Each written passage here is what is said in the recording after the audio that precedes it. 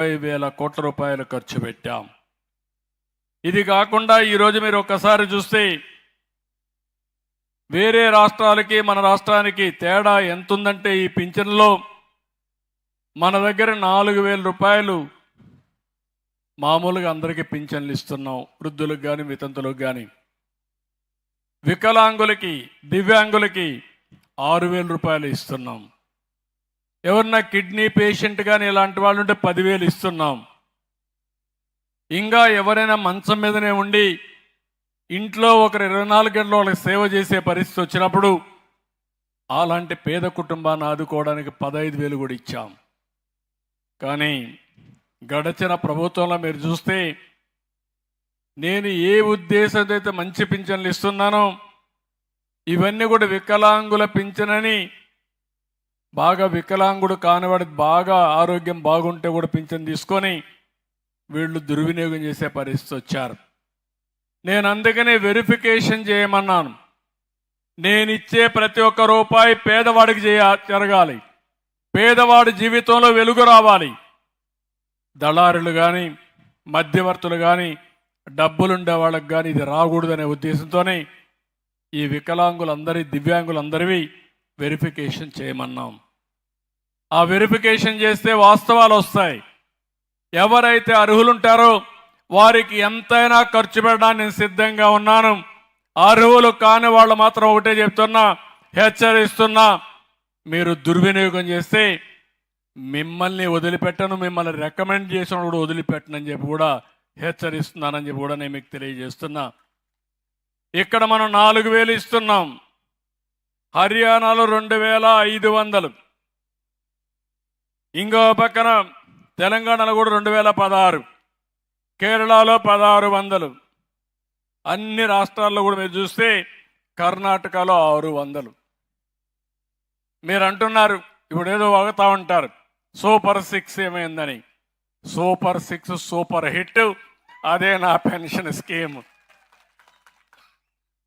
33,000 కోట్లు ఇస్తున్నా. సవాలు విసురుతున్నా విమర్శించే వాళ్ళందరికీ 4,000 రూపాయలు పింఛనిచ్చే రాష్ట్రం ఏదైనా ఉందంటే సమాధానం చెప్పమని అడుగుతున్నా.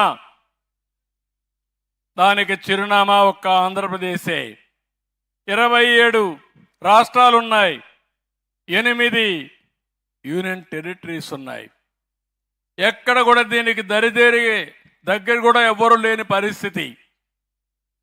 తమిళనాడు కానీ గుజరాత్ కానీ అలాంటి రాష్ట్రాల్లో కూడా దీంట్లో గుజరాత్ అయితే 750 రూపాయలు ఇస్తున్నారు.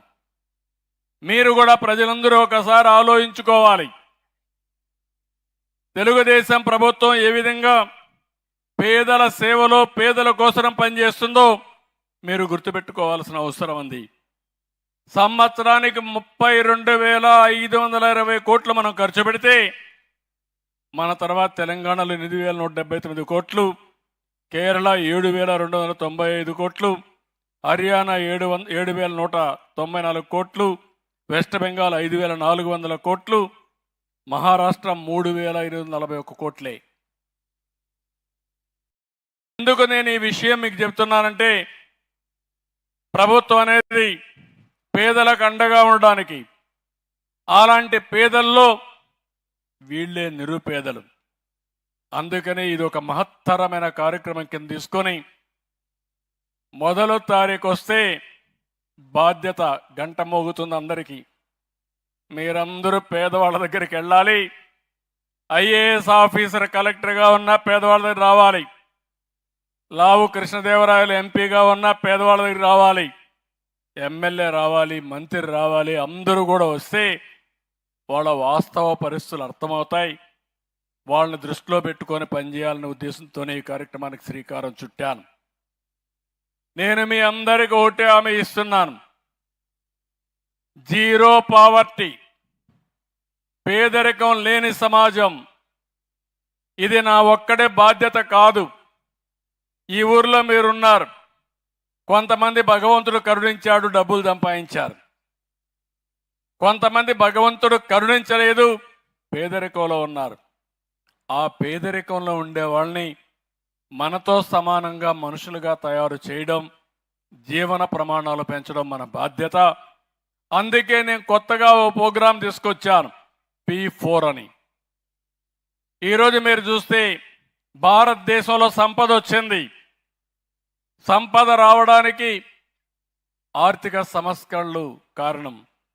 ఆ ఆర్థిక సంస్కరణలో భాగంగా PPP మోడల్ అంటే పబ్లిక్ ప్రైవేట్ పార్ట్నర్షిప్. అంటే గవర్నమెంటు ప్రైవేటు వ్యక్తుల మధ్య అవగాహన చేసుకుని తద్వారా రోడ్లు వేయడం, దాంట్లో వచ్చే ఆదాయాన్ని అప్పులు కట్టి మెరుగైన రోడ్డు వ్యవస్థ ఏర్పాటు చేయడం. కరెంటు విషయాల్లో వచ్చాయి, స్కూల్స్ కాలేజీలు వచ్చాయి, లేకపోతే టెలికమ్యూనికేషన్ సెక్టర్లో వచ్చాయి, పోర్టులో వచ్చాయి. దీనివల్ల సంపద సృష్టించబడింది, పేదవాడి పైన భారం తగ్గించబడింది. ఇప్పుడు ఒక రోడ్డు ఉంది, కారుండే వాళ్ళు డబ్బులు కడతారు తప్ప ట్రాక్టర్ వేసుకొని పోతే డబ్బులు కట్టక్కర్లా, ఆటోకి కట్టక్కర్లా, స్కూటర్కి కట్టే పనిలో నడిచిపోతే కట్టాల్సిన పని లేదు. ఇలాంటి వ్యవస్థల్లో మార్పులు వచ్చాయి. ఆ వ్యవస్థల్లో మార్పుల వల్ల సంపద వచ్చింది, ఆదాయం పెరిగింది. ఆ ఆదాయాన్ని మళ్ళా పేదవాళ్లకు పింఛన్లు ఇవ్వడానికి, పేదరిక నిర్మూలనకు ఉపయోగించే పరిస్థితి వచ్చింది. ఇప్పుడు నేను ఆలోచించే స్కీము, డబ్బులుండే ప్రతి ఒక్కరు కూడా డబ్బులు లేని వాళ్ళకి సహాయం చేసే కార్యక్రమం. ఒకప్పుడు జన్మభూమి పెట్టా, ఇప్పుడు P4 పెట్టా. నేను ఒకటే ఆలోచిస్తున్నా, ప్రభుత్వం ఎంత డబ్బులు సంపాదిస్తే అంత డబ్బులు పేదవాళ్ళని పైకి తీసుకురావడానికి ఖర్చు పెడతాం. ఇప్పుడు ఆ అమ్మాయిని చూశారు, ఒక ముస్లిం మహిళ. కూతుర్ని చదివిస్తే నా కూతురు బాగుపడిపోతే ఆ అమ్మాయి కూడా పేదరికం నుంచి బయట వస్తుందని ఆనందపడుతుంది. ఇంకొక అమ్మాయిని చూసి, ఒక SC అమ్మాయి, ఆ తల్లి ఆరాటం కూతుర్ని చదివించి ఒక డాక్టర్ను చేస్తే డాక్టర్ అయిన తర్వాత ఆ కూతురిని నన్ను చూసుకుంటుందని ఆశపడతా ఉంది. అలాంటి చేసే బాధ్యత మన పైనుంది. నా జీవిత ఆశయం పేదరికం లేని సమాజం, జీరో పావర్టీ అని చెప్పి కూడా నేను మీకు తెలియజేసుకుంటున్నా. అందుకనే ఓసారి ఇప్పుడు నేను ఇచ్చిన హామీలన్నీ కూడా మా కలెక్టర్కి చెప్తున్నా. నేను ఒక్కసారి చెప్పిన తర్వాత 100% అమలు జరిగి తీరాలి. మళ్ళా మీనమేషాలు లేదు, ఎట్టి పరిస్థితులు చేయమని కూడా ఆదేశాలు చాలా స్పష్టంగా ఇస్తున్నా. జూలై 1వ తారీఖున మంగళగిరిలో పెనుమాకలో పాముల నాయక్ ఇల్లు చూశా. పింఛనిస్తాను ఇల్లు చూస్తే చాలా అధ్వానంగా ఉంది. ఆ రోజే కలెక్టర్కి ఆదేశాలు ఇచ్చాను, ఆ ఇల్లు పూర్తి చేయమని. 6 నెలలు కాలేదు, ఇల్లు పూర్తి చేసి తాళం ఆ కుటుంబ సభ్యులకు ఇచ్చారు.